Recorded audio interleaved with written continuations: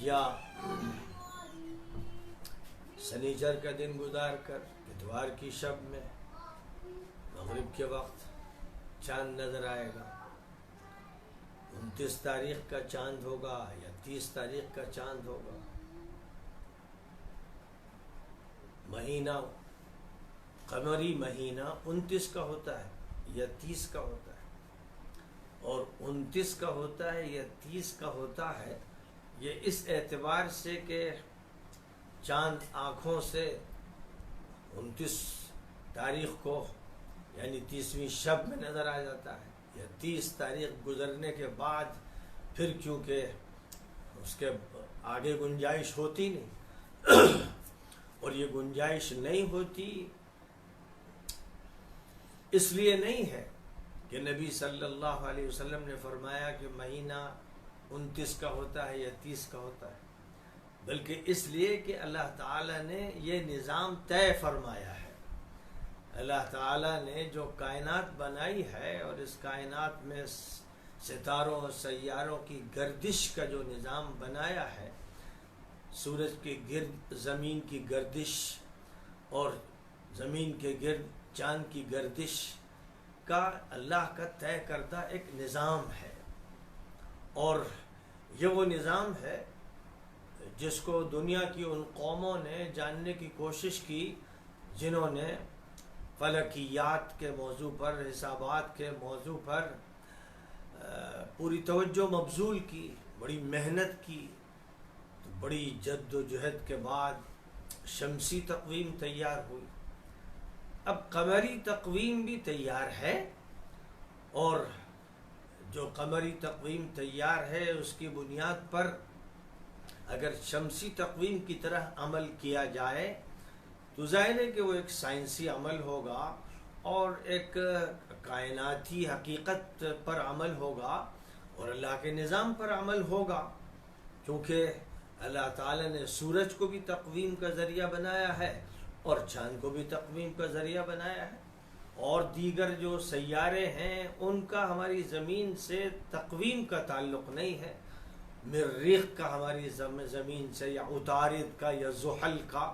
وہ تعلق نہیں ہے کہ ہم ان کے ذریعے سے اپنی سالانہ جنتری تیار کریں اور ہم اپنے دن سال کے اور مہینے کے ان کے ذریعے طے کریں۔ لیکن جہاں تک تعلق ہے سورج اور چاند کا، ان کے بارے میں اللہ تعالیٰ نے قرآن پاک ہی میں یہ بات کہیں ارشاد فرمایا ہے اللہ تعالیٰ نے کہ فالق الاصباح وجعل الليل سكنا والشمس والقمر حسبانا ذلك تقدیر العزیز العلیم، سورۃ الانعام کی آیت نمبر 96 ہے، جس میں یہ بات اللہ نے فرمائی ہے کہ صبح کی پاؤ اللہ ہی تو پھاڑتا ہے اور رات کو اس نے سکون کا ذریعہ بنایا ہے، اور سورج اور چاند کو حساب کے لیے بنایا ہے۔ سورج اور چاند کے ذریعے حساب ہوتا ہے، سورج اور چاند کے ذریعے سے سال اور مہینوں کے دن طے ہوتے ہیں، تاریخیں طے ہوتی ہیں، اور ذالک تقدیر العزیز العلیم، یہ اس کا نظام ہے، اس کا طے کردہ منصوبہ ہے جو غالب بھی ہے اور جس کا علم لامتناہی ہے۔ اسی طرح قرآن پاک کی سورۃ الرحمن کی آیت نمبر 5 میں اللہ تعالیٰ نے فرمایا الشمس والقمر بحسبان، سورج اور چاند حساب کے لیے استعمال ہوتے ہیں، حساب کے لیے معاون ہیں، اللہ نے ان کے ذریعے ایک حساب کا نظام بنایا ہے۔ سورج اور چاند کو اللہ تعالیٰ نے دنیا کے لوگوں کے لیے ایک جنتری بنا دیا ہے، اور اسی طرح آپ سورہ یاسین کی آیت نمبر 39 کو پڑھیے جس میں فرمایا وَالْقَمَرَ قَدَّرْنَاهُ مَنَازِلَ حَتَّى عَادَ كَالْعُرْجُونِ الْقَدِيمِ، چاند کے ہم نے ایک رفتار طے کی ہے اور منزلیں طے کی ہیں۔ چاند اپنی گردش میں اپنی منزلوں کو طے کرتے کرتے زمین کی پوری گردش مکمل کر دیتا ہے، یہاں تک کہ بالکل ہلال کی شکل میں نظر آتا ہے۔ اور اسی طرح آپ سورہ یونس کی آیت نمبر 5 میں دیکھیے کہ اللہ تعالیٰ نے فرمایا هُوَ الَّذِي جَعَلَ الشَّمْسَ ضِيَاءً وَالْقَمَرَ نُورًا وَقَدَّرَهُ مَنَازِلَ لِتَعْلَمُوا عَدَدَ السِّنِينَ وَالْحِسَابَ مَا خَلَقَ اللَّهُ ذَلِكَ إِلَّا بِالْحَقِّ يُفَصِّلُ الْآيَاتِ لِقَوْمٍ يَعْلَمُونَ۔ وہی اللہ ہے جس نے سورج کی ذاتی روشنی بنائی، بہت تیز روشنی بنائی، اور چاند کے اندر ایک نورانیت پیدا کی، اور وہ مستعار روشنی ہے، سورج کے عکس کے نتیجے میں اس کو ہم نے روشنی عطا کی ہے۔ اور پھر چاند کی جو منزلیں ہیں اس کی رفتار کی، وہ بھی طے کر دی ہیں تاکہ سالوں کی گنتی تمہیں معلوم ہو، یعنی سالوں کا تم اندازہ لگاؤ اور حساب لگا سکو، تاریخ طے کر سکو۔ تو اس کے لیے اللہ تعالیٰ نے جہاں اس کے بہت سے فائدے رکھے ہیں، ظاہر ہے کہ سورج کے بہت سے فائدے ہیں جن کا تعلق اس زمین میں حرارت کے نظام سے ہے، اور زمین کے نباتات سے ہے، انسان سے ہے، بہت سی چیزوں سے ہے، اس کے بے شمار فوائد ہیں۔ لیکن یہاں جس سیاق و سباق میں بات کی جا رہی ہے اس میں جو اسلامی جنتری کی نظام کی طرف متوجہ کیا جا رہا ہے، اور پھر یہ فرمایا کہ اللہ تعالیٰ نے یہ جو کچھ بھی تخلیق فرمائی ہے، برحق تخلیق فرمائی ہے، اور اللہ تعالیٰ ان لوگوں کے لیے کہ جو علم رکھتے ہیں، علم حاصل کرتے ہیں اور حاصل کرنا چاہتے ہیں، ان کے لیے اللہ تعالیٰ تفصیل کے ساتھ بات پیش فرماتا ہے۔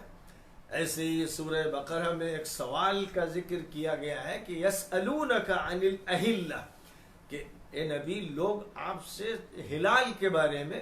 یعنی چاندوں کے بارے میں پوچھتے ہیں، چاند گھٹتا ہے، بڑھتا ہے، ہلال کی طرح نمودار ہوتا ہے، پھر آخر میں ہلال کی طرح ہو جاتا ہے، بیچ میں وہ 14ویں رات کا چاند ہوتا ہے جو بالکل مکمل ہو جاتا ہے۔ تو یہ جو سوال کیا گیا، اب اس زمانے میں لوگ ذہنی طور پر اتنے تیار نہیں تھے کہ ان کو ایسٹرونومی پڑھائی جائے، ان کو فلکیات کے سبق پڑھائے جائیں۔ ظاہر ہے کہ جس کے مبادی موجود نہیں تھے اس کی بحث کو چھیڑنے کے کوئی معنی نہیں تھے۔ اس لیے جب کوئی سائل سوال کرے تو یہ دیکھ لینا چاہیے کہ اس کی ضرورت کیا ہے، اور اس کی سطح کیا ہے، اس کے ذہن کی استعداد کیا ہے۔ ان باتوں کو ملحوظ رکھتے ہوئے اللہ تعالی نے جواب جو ارشاد فرمایا سورہ بقرہ کی آیت 189 ہے، جس میں فرمایا قُلْ هِيَ مَوَاقِيتُ لِلنَّاسِ وَالْحَجِّ، آپ کہہ دیجئے کہ یہ اوقات کا نظام ہے، لوگوں کے لیے ہے، اور خاص طور پر حج کا تذکرہ کیا گیا کیونکہ جس مقام پر یہ آیت کریمہ ہے وہاں پھر آگے چل کر حج کے احکام بھی بیان کیے جا رہے ہیں، اس لیے یہ بات ارشاد فرمائی گئی۔ یہاں سے یہ بات اچھی طرح سے سمجھ میں آ گئی ہوگی کہ اللہ تعالیٰ کا جو کائناتی نظام ہے، تکوینی نظام ہے، وہ اللہ کی تخلیق ہے، اور جو اللہ تعالیٰ کا تشریعی نظام ہے یعنی قانونی نظام ہے، وہ بھی اللہ کا فیصل کردہ ہے، عطا کردہ ہے، اور اللہ نے اس کو طے فرمایا ہے۔ اس لیے تکوینی نظام و تشریعی نظام میں، آسمانی نظام میں اور زمینی نظام میں، قانونی نظام میں اور اللہ کے مادی فیصلوں میں کوئی فرق نہیں، کوئی تضاد نہیں ہے، کوئی اختلاف نہیں ہے۔ مشکل یہ ہوتی ہے کہ بہت سے لوگ یہ سمجھنے لگتے ہیں کہ سائنس ایک الگ چیز ہے، دین ایک الگ چیز ہے۔ سائنس اس وقت تک الگ ہے جب تک وہ مفروضات پر مبنی ہو، تخیلات پر مبنی ہو، لیکن اسے سائنس کہتے ہی نہیں۔ پھر وہ چیزیں محض خیالات ہوتے ہیں۔ فلسفی میں بہت سے توہمات ہوتے ہیں، بہت سے ظن ہوتے ہیں اور اوہام ہوتے ہیں، لیکن سائنس کہتے ہی اس کو ہے جس کے تجربات اتنے ہو جائیں کہ وہ ایک فیکٹ بن جائے، ایک حقیقت بن جائے، جس کا پھر انکار نہ کیا جا سکے۔ جو چیز اس درجے تک پہنچ جائے وہ ایک سائنٹیفک فیکٹ ہوتا ہے، اور جو چیز حقیقت ہوتی ہے، یعنی اللہ تعالیٰ نے کسی چیز کو وجود عطا فرمایا ہے، سمندر سے بھاپ اٹھتی ہے اور ایک مرحلے تک پہنچ کر وہ بادل میں تبدیل ہوتی ہے، اور بادل سے بارش ہوتی ہے، اور بارش زمین پر گرتی ہے، اور زمین کے اندر رویدگی کی صلاحیت اس سے پیدا ہوتی ہے، ایک زندگی کی رو دوڑ جاتی ہے، اور پھر نباتاتی دنیا وجود میں آتی ہے۔ یہ مشاہدات بھی ہیں اور یہ سائنٹیفک فیکٹس ہیں۔ تو جو چیزیں اللہ تعالیٰ نے طے فرمائی ہیں، جو نظام الہی ہے، وہ نظام الہی جو فلکیات میں بھی کام کر رہا ہے اور اس دنیا میں کام کر رہا ہے اور اس فضا میں کام کر رہا ہے اور اس زمین کے نیچے جو بھی چیزیں ہیں، جو دھاتیں ہیں، جو سیال مادے ہیں، ان میں کام کر رہا ہے، یہ شریعت کے عین مطابق ہے۔ ان میں اور شریعت میں یعنی اللہ کی طرف سے یہ چیزیں بھی طے کی گئی ہیں اور اللہ کی مخلوقات ہیں اور وہ اللہ کے احکام ہیں۔ تو ظاہر ہے کہ اللہ کے احکام، اللہ کی سنتوں، اللہ کے نظام، اللہ کی طرف سے طے کردہ حقائق سے کبھی نہیں ٹکرا سکتے۔ اس لیے یہ بات ذہنوں سے نکال دینا چاہیے اگر کسی کے ذہن میں ہے کہ اسلام میں کوئی بات ایسی ہو سکتی ہے جو سائنس کی حقیقت سے ٹکراتی ہو، واقع کس سے الگ ہو۔ بالکل نہیں، بلکہ محدثین نے تو یہاں تک بیان کیا کہ اگر کوئی حدیث ایسی ہو جو واقع کے خلاف ہو تو لازماً وہ حدیث قابل تردید ہے، وہ حدیث صحیح نہیں مانی جائے گی۔ واقع سے ہٹ کر کوئی چیز سے، ہاں واقعہ ہو، یہ نہیں کہ وہ مفروضہ ہو، یہ نہیں کہ وہ خیال ہو، یہ نہیں کہ وہ جھوٹی بات ہو، کوئی اگر واقعہ ہے جس کا سب لوگ مشاہدہ کر رہے ہیں اور اس سے ہٹ کر کوئی بات کہی جائے تو وہ خرافت ہے، خرافات میں سے کوئی بات ہے، وہ ایک وہمی بات ہے، وہ مراقی دماغ کی بات ہے، وہ ایک مریض انسان کی بات ہے، وہ بات صحیح نہیں ہو سکتی۔ تو بڑے بڑے محدثین نے واقعات کے خلاف اگر کوئی بات کہی گئی ہے تو اس کو رد کر دیا ہے کہ یہ حدیث نہیں ہو سکتی۔ نبی اکرم صلی اللہ علیہ وسلم نے کوئی بات ایسی نہیں فرمائی جو واقعات کے خلاف ہو، جو حقائق کے خلاف ہو، جو سائنٹیفک فیکٹس کے خلاف ہو،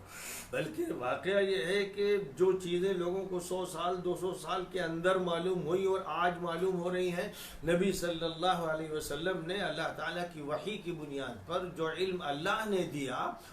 اس علم کی بنیاد پر ان حقیقتوں کا اظہار فرما دیا تھا۔ آج ہی آپ دیکھ رہے ہیں کہ کورونا وائرس کے بارے میں جو باتیں کی جا رہی ہیں، سوشل ڈسٹینسنگ کی جا رہی، لاک ڈاؤن کی جا رہی، ان کی بنیادی ہدایات نبی صلی اللہ علیہ وسلم نے 1450 سال پہلے دے دی تھی۔ اور کتنی باتیں، یہ تو ایک مستقل موضوع ہے قرآن اور سائنس کا اور حدیث اور سائنس کا۔ بڑے بڑے محققین نے اس موضوع پر لکھا ہے اور بڑے بڑے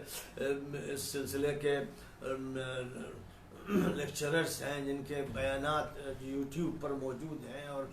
جو مختلف سوشل میڈیا کے ذرائع ہیں ان میں سینکڑوں ہزاروں لاکھوں کی تعداد میں یہ بیانات موجود ہیں، تقاریر موجود ہیں، تحقیقات موجود ہیں۔ اب یہ تمہید میں اس لیے ذکر کر رہا ہوں کہ عام طور پر ایک بات ذہن میں بیٹھ گئی ہے اور وہ چلی آ رہی ہے اس طرح جیسے وہ متفق علیہ مسئلہ ہو اور علماء کے درمیان اس سلسلے میں دو رائے بالکل نہ ہو۔ وہ یہ کہ ہمیں چاند آنکھ سے دیکھنا ہے، اور اس سلسلے میں حضور اکرم صلی اللہ علیہ وسلم کی جس حدیث سے استدلال کیا جاتا ہے اس حدیث کے ظاہری الفاظ کا جہاں تک تعلق ہے ان سے یہی سمجھایا گیا کہ صوموا لرؤیتہ وافطروا لرؤیتہ فإن غم علیکم فأکملوا عدۃ شعبان۔ آپ نے شعبان کے موقع پر یہ بات فرمائی تھی، 30 یوما یا فاقدروا لہ، کہیں یہ الفاظ آپ نے ارشاد فرمایا کہ بھئی چاند کو دیکھ کر روزہ رکھو اور چاند کو دیکھ کر عید شروع کرو۔ یہ ترجمہ میں جو کر رہا ہوں وہ ترجمہ ہے جو رائج ہو گیا ہے، جو عام طور پر ذہنوں میں بیٹھا ہوا ہے کہ لفظ رعا سے ان کے ذہن میں یہی بات آئی کیونکہ جو عمل اس وقت ہو رہا تھا اس کا تعلق آنکھ سے دیکھنے سے تھا، اس لیے اس وقت کے اس عمل کو اور لفظ کے معنوں میں سے ایک معنی کو اختیار کر لیا گیا، اور بات یہ ہو گئی کہ دیکھ کر آنکھوں سے چاند دیکھو تو یہ سمجھو کہ مہینہ اب نیا شروع ہو گیا اور جو پچھلا مہینہ ہے اس کا اختتام ہو گیا۔ تو یہاں سے یہ بات چلی اور پھر وہ ایسی چلی کہ حسابی تحقیقات اور شمسی تقویم اور قمری تقویم کی جو تحقیقات سامنے آتی چلی گئیں ان سے آنکھیں موند لی گئیں۔ شمسی تقویم کے بارے میں تو کوئی شک و شبہ ہی نہیں، یعنی وہاں جو حسابات ہیں وہ حسابات 100% صحیح مان لیے گئے ہیں، اور واقعہ بھی ایسا ہی ہے۔ تو لہذا کبھی کوئی فرق وہاں نہیں پڑتا کہ اب جنوری ہے کہ نہیں، فروری ہے کہ نہیں، مارچ ہے کہ نہیں. ایک چیز ہے جو طے شدہ ہے، اور یہ طے شدہ اس لیے نہیں ہے کہ یورپ نے یہ طے کر لیا ہے یا امریکہ نے طے کر لیا ہے، یہ اللہ نے طے کیا ہے. اللہ نے جو سورج بنایا ہے، اور اللہ نے جو سورج کی گردش رکھی ہے، اور اللہ نے جو سولر سسٹم رکھا ہے، اور اللہ تعالیٰ نے زمین کی جو سورج کے گرد گردش رکھی ہے، اس کا جو سسٹم اللہ تعالیٰ نے رکھا ہے، اس سسٹم کا یہ تقاضا ہے کہ مہینہ فلاں مہینہ اتنے دن کا ہو، فلاں مہینہ اتنے دن کا ہو. مہینوں کے دنوں اور ناموں کو طے کر لیا گیا، وہ نام رکھ لیے گئے، اور نام عربی میں بھی ہیں اور انگریزی میں بھی ہیں اور ہندی میں بھی ہیں. یہ ناموں کا جہاں تک تعلق ہے، کسی بھی حقیقت کا کسی طرح سے تذکرہ ہو سکتا ہے، کوئی نام اختیار کیا جا سکتا ہے. کوئی نبی کہے، کوئی پیغمبر کہے، کوئی میسنجر کہے، کوئی پروفٹ کہے، کوئی اپوسل کہے، اللہ کو کوئی ایشور کہے، کوئی یہوہ کہے، کوئی لارڈ کہے، کوئی گاڈ کہے. یہ فرق ہے زبانوں کا. الگ الگ زبانوں میں کسی حقیقت کو بیان کرنے کے لیے تعبیرات اختیار کی جاتی ہیں، اور تعبیرات میں بھی کہیں کہیں پر غلطیاں ہوتی ہیں کہ جو اس کی صفات ہیں، خصوصیات ہیں، کمالات ہیں، کوئی ان کو سمجھ پاتا ہے، کوئی نہیں سمجھ پاتا ہے. لیکن بہرحال اللہ کا ایک ایسا بنایا ہوا نظام ہے کہ 365 دن میں زمین اپنی اس گردش کو پورا کر لیتی ہے جو سورج کے گرد گردش ہوتی ہے. اور جہاں تک چاند کا تعلق ہے، وہ اپنی ایک گردش ہے جس کو وہ زمین کے گرد چلتے چلتے پورا کرتا ہے. 354 دن میں زمین کے گرد چاند اپنی گردش پوری کرتا ہے. اور یہ صرف 354 بالکل ایگزیکٹ نہیں ہے، بلکہ 354 دن 8 گھنٹے 48 منٹ 36 سیکنڈ میں یہ ایک پوری گردش مکمل ہوتی ہے. اور اسی طرح یہ جو ماہانہ گردش ہوتی ہے چاند کی زمین کے گرد، 29 دن 12 گھنٹے 44 منٹ 3 سیکنڈ میں جا کر اس کی تکمیل ہوتی ہے. یعنی زمین کے گرد جو اس کی گردش ہے، اس کی یہ تکمیل ہوتی ہے. تو اب ایک ایسا حسابی نظام ہے، 2 2 4 کی طرح جس طرح حساب ہے، ویسی فلکیات کے بہت سے حسابات طے شدہ ہو گئے ہیں. آج انہی حسابات کا یہ نتیجہ ہے کہ سیٹلائٹ سسٹم بہت ہی دقت کے ساتھ اور بڑی تفصیل کے ساتھ کام کر رہا ہے. اور یہی وہ سسٹم ہے جس کا فائدہ اٹھاتے ہوئے مغربی دنیا نے راکٹ تیار کیے، جہاز تیار کیے، میزائل تیار کیے، کمپیوٹر تیار کیا. اور یہ حساب ایسا ہے کہ ایک ایک منٹ اور ایک ایک سیکنڈ کی اس میں رعایت کی گئی. روزانہ ہم اس کا فائدہ اٹھاتے ہیں لیکن غور نہیں کرتے ہیں، اور پھر خود استفادہ کر کے یا ایجاد کر کے ہم چیزوں کو پیش نہیں کرتے ہیں. جہاز پر ہم بیٹھتے ہیں، جب یہ بتایا جاتا ہے کہ یہ جہاز 1 گھنٹہ 15 منٹ میں فلاں مقام پر پہنچے گا،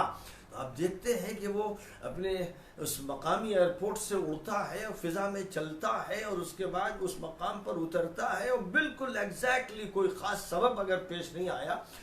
تو وہ صحیح وقت پر 1 گھنٹہ 15 منٹ میں فلاں ایئرپورٹ پر اتر جاتا ہے.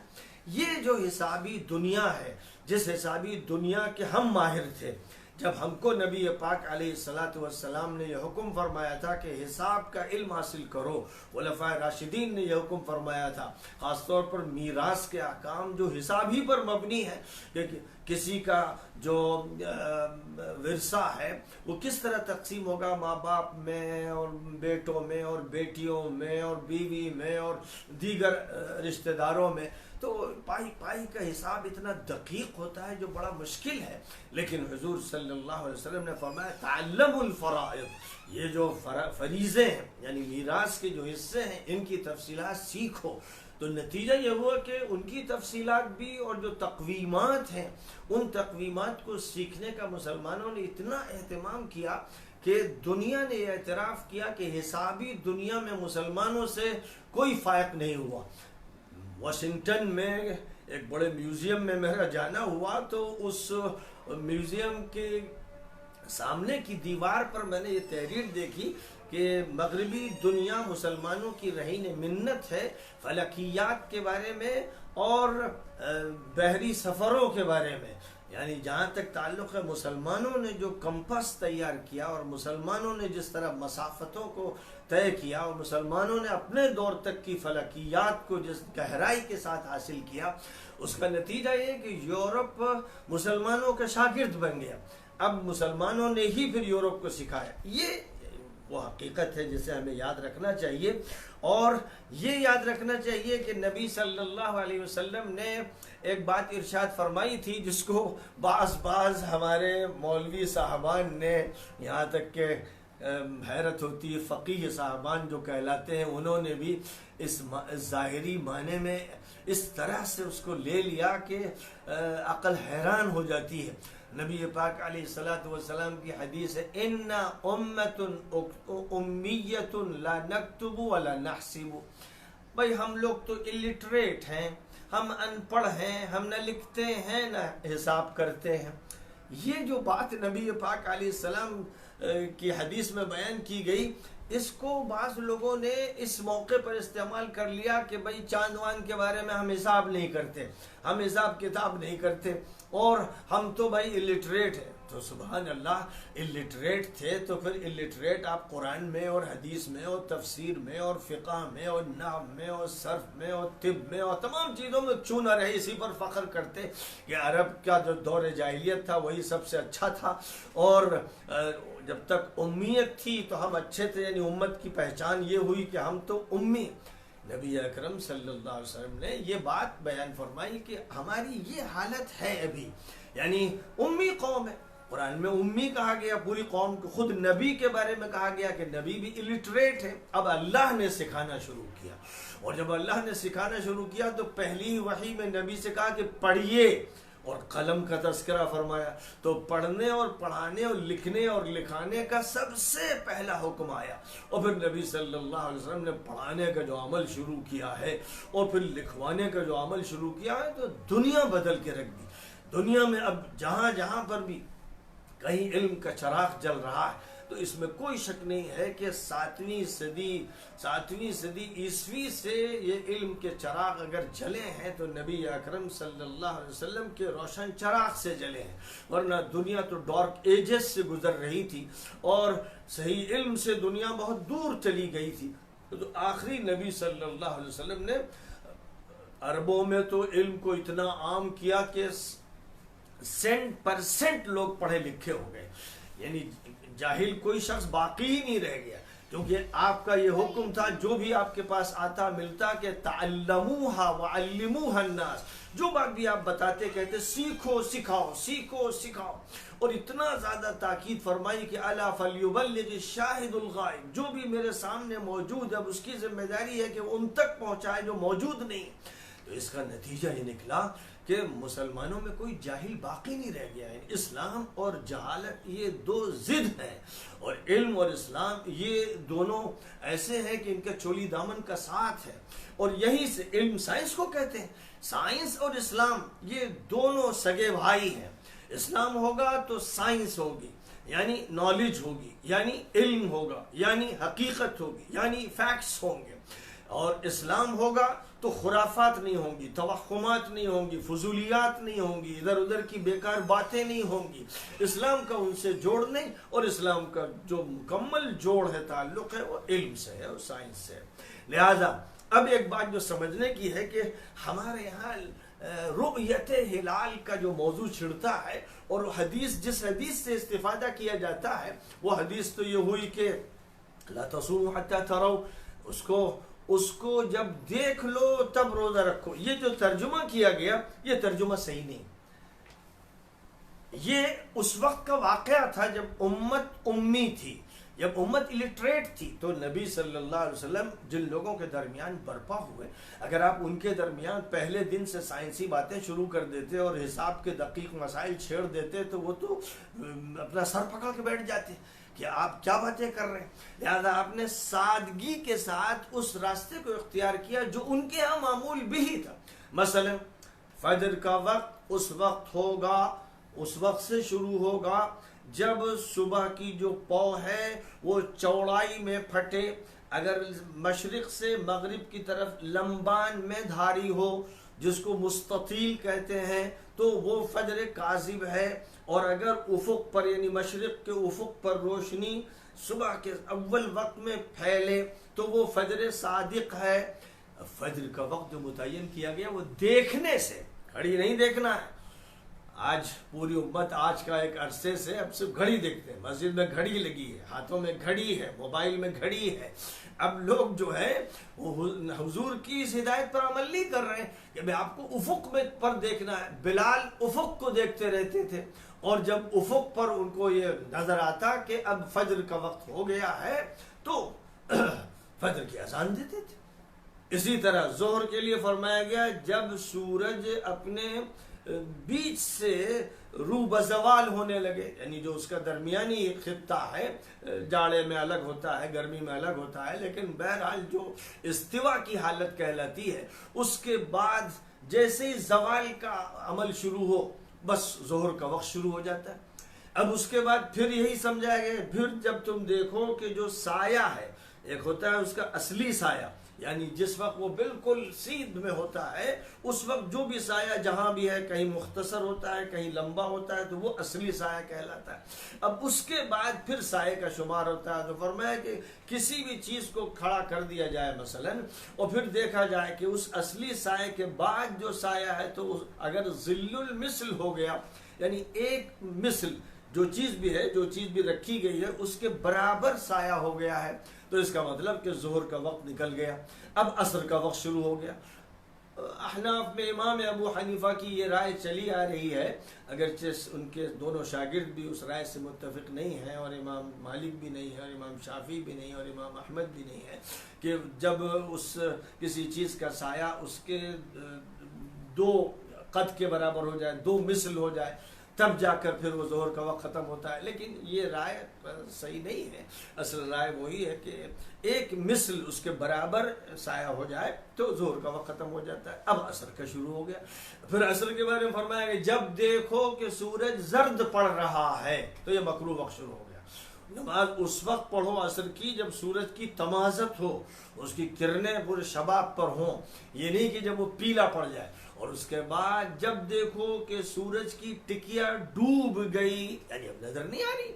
جو سمندر کے کنارے رہنے والوں کے لیے تو بہت آسانی سے سمجھ میں آ جاتا ہے، لیکن آج کل جو شہر ہیں جن میں بڑی بڑی بلڈنگیں ہیں اور بڑی اونچ نیچ ہے، وہاں ذرا دشواری بھی ہوتی، لیکن پھر بھی ایک مسطح زمین کو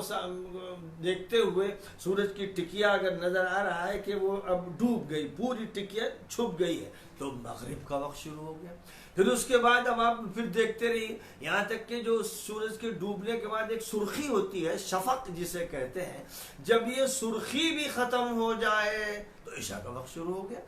یہ جو اوقات بیان کیے گئے ہیں سب رؤیت سے متعلق ہے، آنکھوں سے دیکھنے سے متعلق ہے، اور ظاہر ہے کہ اس کے علاوہ کوئی راستہ نہیں تھا۔ عرب اسی سے واقف تھے، دنیا اس وقت انہی چیزوں سے واقف تھی، اس کے پاس اور کوئی ایسا علم نہیں تھا، گھڑی تیار نہیں ہوئی تھی کہ جس کا استعمال کیا جاتا، تو اب اس وقت جو تھا بس افق کو دیکھنا تھا۔ فضا میں اللہ تعالیٰ نے جنتری کا جو نظام بنایا ہے اس جنتری کو سامنے رکھتے ہوئے کوئی رائے بھی طے کرنی ہے، لہذا نمازوں کے جو اوقات تھے وہ سب کے سب اسی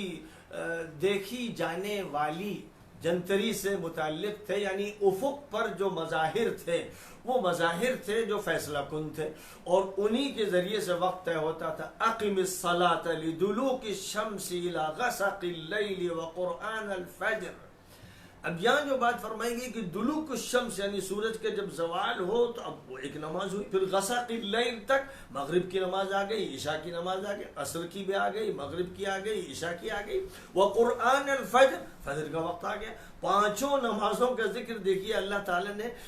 چھوٹے سے لفظ میں کتنی جامعیت کے ساتھ فرمایا کہ اقم الصلاۃ لدلوک الشمس الى غسق اللیل وقرآن الفجر، کہیں فرمایا فسبحان اللہ حین تمسون وحین تصبحون، حین تمسون وحین تصبحون، پھر عشیًا وحین تظہرون، اس میں بھی سارے اوقات آ گئے. تو قرآن پاک کی مختلف آیات میں اشاروں میں اوقات کا تذکرہ کیا گیا. نبی صلی اللہ علیہ وسلم نے جب ان کو بیان فرمایا تو پھر ان کی تفصیل اسی طرح بیان فرمائی کہ آنکھوں سے وقت دیکھا جائے، یعنی فجر کو پہچانا جائے افق دیکھ کر، ظہر کا وقت پہچانا جائے آسمان کو دیکھ کر، اور یا یوں کہیے کہ سائے کو دیکھ کر. عصر کا وقت پہچانا جائے سائے کو دیکھ کر، اور سائے کا تعلق سورج سے. اگر سورج نہیں تو سایہ نہیں، اور جب سورج نہیں اور سایہ نہیں تو اب پھر اندازہ لگانا پڑے گا، ایک اندازے سے وقت کو طے کرنا پڑے گا. اور اس کے بعد مغرب کا وقت، ظاہر سورج کی ٹکیا ڈوب رہی ہے، ایسا لگتا ہے کہ زمین میں ڈوب رہی ہے، کہیں باغ میں ڈوب رہی ہے، کہیں سمندر میں ڈوب رہی ہے. گویا سورج ڈوب رہا ہے، جو بھی آپ کے سامنے چیز ہے ایک فاصلے سے ایسا لگتا ہے کہ جو بھی چیز ہے اس کے اندر سورج ڈوب رہا ہے، حالانکہ واقعہ یہ نہیں ہے. زمین اور سورج کے درمیان لاکھوں میل کی مسافت ہے، اور زمین اس کی اتنے فاصلے سے گردش کر رہی. یہیں سے اب آپ یہ بات سمجھ لیجئے کہ یہ رؤیت الہلال کے بارے میں بات مشہور ہو گئی ہے، اور ایسا لگتا ہے جیسے امت کا اجماع ہے اور سارے علماء متفق. واقعہ یہ نہیں ہے. بہت سی چیزیں ایسی ہیں کہ وہ زیادہ تر لوگوں نے اختیار کر لی ہیں، لیکن وہ مدلل نہیں ہے. اب آپ قرآن پاک میں دیکھیے کہ رؤیت کا لفظ کتنی کثرت سے استعمال ہوا ہے، صرف جاننے کے لیے، علم کے لیے استعمال ہوا، دیکھنے کے لیے نہیں ہوا ہے. أَلَمْ تَرَ إِلَى الَّذِينَ خَرَجُوا مِنْ دِيَارِهِمْ وَهُمْ أُلُوفٌ حَذَرَ الْمَوْتِ. کیا تم نے ان لوگوں کو نہیں دیکھا جو ہزاروں کی تعداد میں ایک بستی سے نکلے تھے اور موت کے ڈر سے نکلے تھے؟ ظاہر ہے کہ وہ لوگ نکلے تھے سینکڑوں سال پہلے، یعنی اب سے ہزاروں سال پہلے. ان کو دیکھنے کا سوال ہی نہیں تھا. جب نبی پاک علیہ الصلوۃ والسلام سے یہ بات کہی جا رہی تھی تو آنکھوں سے دیکھنے کا کوئی تعلق ہی نہیں. یا الم تر الی الملأ من بنی اسرائیل من بعد موسیٰ، حضرت موسیٰ کے بعد جب کچھ حضرات حضرت سموئیل نبی کے پاس گئے تھے تو کیا تم نے نہیں دیکھا؟ ظاہر ہے کہ یہاں دیکھا کے معنی نہیں ہے کیا تمہیں یہ معلوم نہیں، کیا تمہیں یہ معلوم نہیں، یعنی ان کو متوجہ کیا جا رہا ہے ایک تاریخی حقیقت کی طرف کہ کیا تم اس تاریخی حقیقت سے واقف نہیں ہو. اور یہ جو انداز اختیار کیا جا رہا ہے سوالیہ، یہ متوجہ کرنے کے لیے. ظاہر ہے کہ وہ جانتے ہوں یا نہ جانتے ہوں، کسی کو کوئی تاریخی بات بتانی ہے تو کبھی استعجاب کے ساتھ، کبھی سوال کے ساتھ، کبھی کسی اسلوب میں بتائی جاتی ہے. فرمایا الم تر الی الذی حاج ابراہیم، کیا تم نے دیکھا نہیں کہ ابراہیم سے جو بحث کر رہا تھا، یعنی نمرود کا تذکرہ ہے. ظاہر ہے کہ دیکھنے کا تو سوال ہی نہیں تھا، آنکھوں سے دیکھنے کا سوال ہی نہیں. مطلب یہ کہ کیا تمہیں معلوم نہیں؟ فرمایا الم تر ان اللہ یسجد له من فی السماوات ومن فی الارض، کیا تم نے دیکھا نہیں کہ آسمان و زمین میں جتنی مخلوقات ہیں اللہ کے سامنے سجدہ ریز؟ ظاہر ہے کہ ہم نے دیکھا نہیں. ہم تو نہیں دیکھ رہے ہیں کہ بلڈنگ سجدہ کر رہی، درخت سجدہ کر رہا ہے، لیکن ہم یہ ایمان رکھتے ہیں کہ ایک مجازی اور ایک معنوی سجدہ ہے جو ہو رہا ہے. تو اس کا تعلق علم سے ہے، عقیدے سے ہے، فکر سے ہے، آنکھوں کے دیکھنے سے نہیں. مثلا فرمایا الم تر ان اللہ یسبح له من فی السماوات والارض، کیا تم نے دیکھا نہیں؟ یہ ترجمہ عام طور پر کر دیا جاتا ہے، حالانکہ وہ ترجمہ اس معنی میں نہیں ہے کہ آنکھوں سے دیکھا جائے گا. کیا تم نے دیکھا نہیں کہ آسمان و زمین میں جتنی مخلوقات ہیں اللہ کے لیے تسبیح کر رہی؟ واقعی جواب ہم کیا دیں گے؟ نہیں، ہم نے تو نہیں دیکھا. ہم نے تو نہیں دیکھا کہ کوئی بھی تسبیح کر رہا ہے، درخت تسبیح کر رہا ہے یا چڑیاں تسبیح کر رہے ہیں، نہیں دیکھا. ہاں ہم مان رہے ہیں، اگر نبی کہہ رہے ہیں، اللہ کہہ رہے ہیں تو مان رہے ہیں. مان رہے ہیں کا مطلب یہ ہوا کہ ہم ان کے علم کو صحیح تسلیم کر رہے ہیں، جو انہوں نے علم ہم کو دیا اس کی تصدیق کر رہے ہیں. تو یہ معنی ہوتے ہیں. اس لیے نبی پاک علیہ الصلوۃ والسلام کا جو مقصود ہے وہ یہ کہ بھائی تمہیں معلوم ہو جانا چاہیے. اب اس کی دلیل یہ ہے کہ حضور صلی اللہ علیہ وسلم کے پاس ایک اعرابی، ایک بدو قسم کا انسان آیا اور اس نے کہا کہ حضور میں نے چاند دیکھا. تو جب اس نے یہ بات کہی تو حضور نے اس کی بات کا پوچھا کہ تم مسلمان ہو؟ کہا کہ جی میں مسلمان ہوں. تو حضور نے فرمایا کہ اچھا ٹھیک ہے، بس گویا اب تمام مسلمانوں کے لیے ایک شخص کے دیکھنے کو آپ نے کافی قرار دے دیا اور یہ فرمایا کہ بھائی ٹھیک ہے اب لوگ رمضان شروع کر دیں. ایک اور روایت ہے عبداللہ ابن عمر رضی اللہ تعالیٰ عنہما سے کہ انہوں نے حضور صلی اللہ علیہ وسلم سے آ کر یہ ذکر کیا کہ حضور میں نے چاند دیکھا. تو حضور نے ان کی روایت کو قبول کر لیا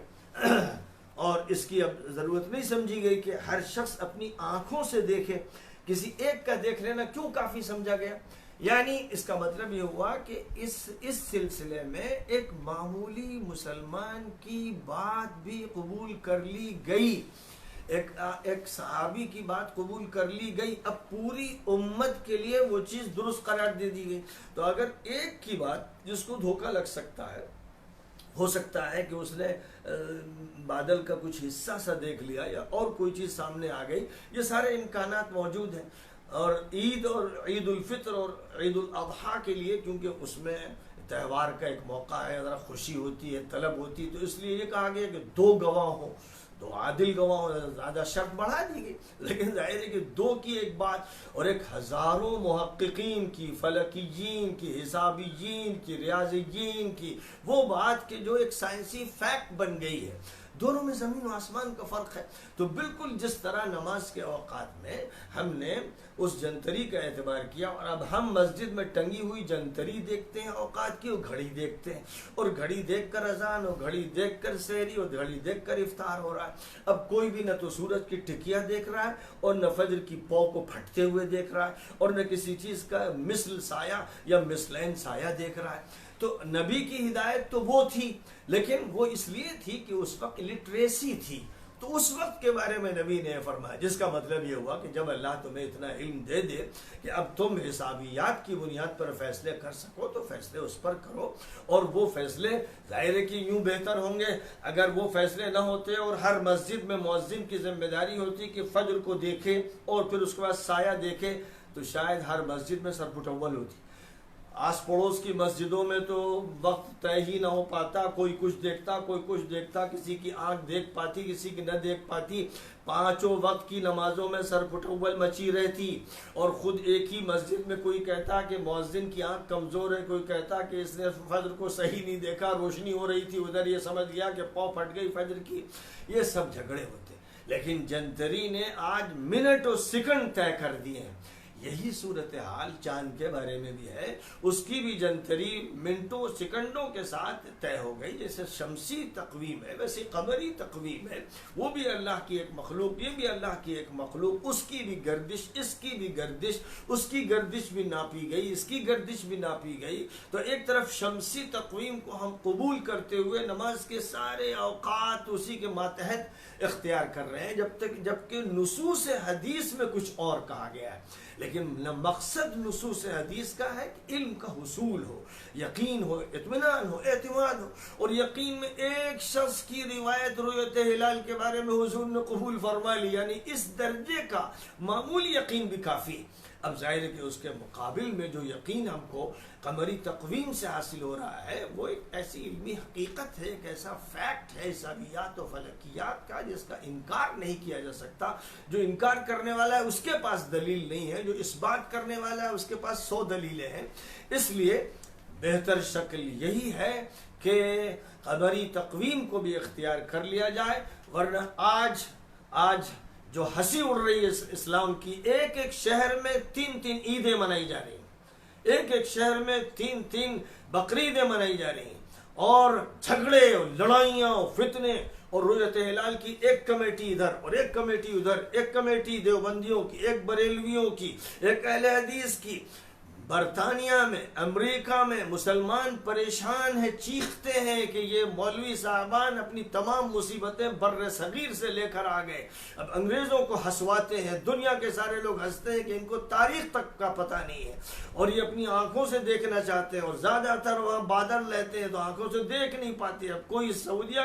کی تقلید کرتا ہے، کوئی کسی اور ملک کی رویت کو مان لیتا ہے، اور کوئی تاریخ فلکیات کی بنیاد پر عمل کر رہا ہے۔ ایک جھگڑا، ایک ٹنٹا و فساد، یہ امت جو امت واحدہ ہے، یہ امت جس کی وحدت کے لیے بڑی بڑی چیزوں کو ترک کر دیا جاتا ہے، آج اس کی وحدت رؤیت ہلال کے نام سے پارا پارا ہوئی چلی جا رہی ہے۔ اگر شمسی تقویم کی طرح قمری تقویم کو بھی ہم قبول کر لیتے تو ان فتنوں سے اور جھگڑوں سے بچ جاتے، اور ایک سنت کے احیاء کے طور پر اس دور کی، جو اس دور میں صورتحال تھی لٹریسی کی، اس کے احیاء کے طور پر آنکھوں سے بھی ہم دیکھ لیں، کوئی حرج نہیں ہے، لیکن حساباتی بنیاد پر ہم اس تحقیق کو مانتے ہوئے عمل کریں تو اس میں ہر طرح کی راحت ہے، سہولت ہے، قرآن کے الفاظ کی تحقیق ہے، اور نبی پاک علیہ الصلوۃ والسلام کی بیان کی مراد ہے، منشا ہے، جو آپ چاہتے ہیں وہ یہی چاہتے ہیں کہ اطمینان کے ساتھ، اتحاد کے ساتھ، سمجھ کر اور حقیقت علم کو اختیار کرتے ہوئے عمل کیا جائے۔ اور یہ ایسا قول نہیں ہے جو خروج ہے، یعنی بہت سے لوگوں کی مصیبت یہ ہے کہ آج کل کوئی بات بھی کی جائے اکثر علماء نہیں کرتے، ہمارے علماء ہمارے بزرگ یہ کہتے ہیں، یہ غیر علمی باتیں ہوتی ہیں۔ علم کی دنیا میں، کتاب کی دنیا میں ان باتوں کی کوئی اہمیت نہیں ہے۔ ٹھیک ہے، لوگوں کو سمجھانے کے لیے اور انتشار نہ ہو اس کے لیے آپ لوگوں کو کچھ بتائیں اور سمجھائیں، لیکن ساتھ ساتھ حقیقتوں سے واقف کریں اور دھیرے دھیرے ان حقائق کی طرف آگے بڑھیں گے جن سے ملی وحدت بھی وابستہ ہے، اور نظام الہی جو تکوینی ہے اور تشریعی ہے اس پر عمل بھی اس سے جڑا ہوا ہے۔ لہذا میں یہ بتانا چاہتا ہوں کہ حضرت مطرف ابن عبداللہ جو تابعی ہیں، ان کا انتقال 95 ہجری میں ہوا، وہ بھی اس کے قائل تھے کہ حسابیات پر عمل کیا جائے۔ ابو الطیب ابن مسلمہ جن کا انتقال 308 ہجری میں ہوا، وہ بھی اسی کے قائل تھے۔ ابو العباس ابن سریج جن کا انتقال 306 میں ہوا، وہ بھی اسی کے قائل تھے۔ عبداللہ ابن مسلم ابن قتیبہ الدینوری جن کا انتقال 276 میں ہوا، وہ بھی اسی کے قائل تھے۔ امام ابو حامد اسفرائینی جن کا انتقال 406 میں ہوا، وہ بھی اسی کے قائل تھے۔ امام قفال جو شافعی ہیں مسلک کے اعتبار سے 365 میں ان کا انتقال ہوا، وہ بھی اسی کے قائل تھے۔ عبد الوہاب ابن وہبان دمشقی حنفی جن کا انتقال 768 میں ہوا، وہ بھی اسی کے قائل تھے۔ اور آج کل کے دور میں تو امریکہ اور یورپ کے اکثر علماء جو جدید علوم سے واقف ہیں اور فلکیات کی تحقیقات سے واقف ہیں، وہ بھی اسی کے قائل ہیں کہ قمری تقویم کو اختیار کرنا چاہیے، اور رویت کا جہاں تک تعلق ہے وہ علمی رویت ہے، اور علمی رویت آج فلکیات کی ان تحقیقات سے بالکل واضح ہو گئی ہے، اس لیے اس میں زیادہ اعتماد بھی ہے، اتحاد بھی ہے، اتفاق بھی ہے، اور وہ ایک ایسا علم ہے جو اس ظنی علم سے بدرجہ زائد ہے، جس میں صرف ایک شخص کے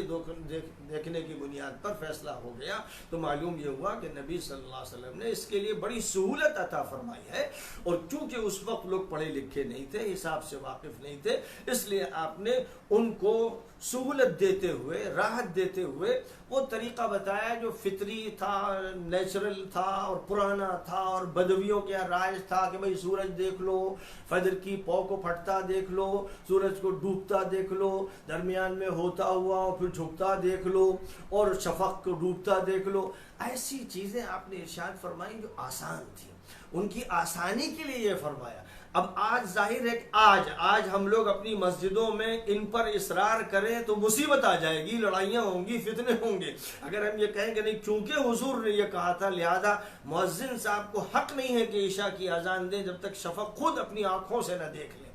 اگر ہم یہ شرط لگائیں اور ذل المثل اور ذل المثلین ان سب کی شرطیں لگائیں تو میں سمجھتا ہوں شاید کسی ایک مسجد میں بھی صحیح طریقے پر نماز نہ ہو سکے، اذان نہ ہو سکے، اوقات طے نہ ہو سکے۔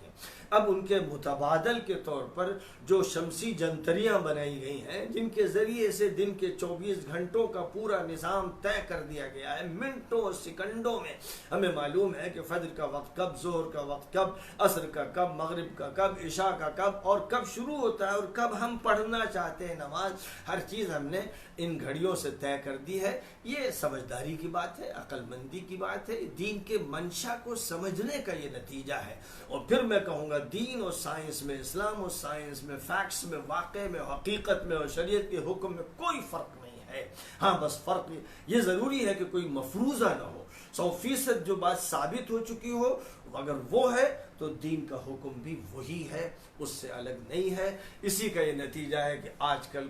یہ کورونا وائرس کے سلسلے میں جب ہم لوگ یہ بات کہتے ہیں کہ تحفظ اختیار کیجئے اور دور رہیے اور لاک ڈاؤن کا پاس کیجئے، تو ہم اسلام کی بات بھی کر رہے ہیں. ہم صرف سائنس کی بات نہیں کر رہے ہیں. سائنس اسلام کے تابع ہے، اسلام سائنس پر حاوی ہے. نبی اسلام نے یہی تعلیمات دی ہیں، اس لیے ہمیں کوئی پریشانی نہیں ہو رہی، کوئی بے چینی نہیں ہو رہی ان تعلیمات کو اختیار کرنے میں. اور اسی لیے کوئی ٹکراؤ نہ حکومت سے ہے، نہ کوئی ٹکراؤ دنیا کے عالمی ادارے صحت سے ہو رہا ہے، نہ کوئی ٹکراؤ انتظامیہ سے ہو رہا ہے. وجہ اس کی یہی ہے کہ اسلامائزیشن اگر لوگ سمجھ لیں تو لوگوں کا ذہن سائنٹیفک بن جائے گا اور لوگ حقیقت پسند بن جائیں گے اور لوگ واقعے کے مطابق زندگی گزاریں گے. بس بہرحال اس وقت صرف رؤیت ہلال پر ایک ایسی بات مجھے ذکر کرنی تھی کہ جو عام طور پر غیر معروف ہے اور یہ سمجھا جاتا ہے کہ یہ نقطہ نظر درست نہیں ہے اور آنکھوں ہی سے دیکھنا ہے. یہ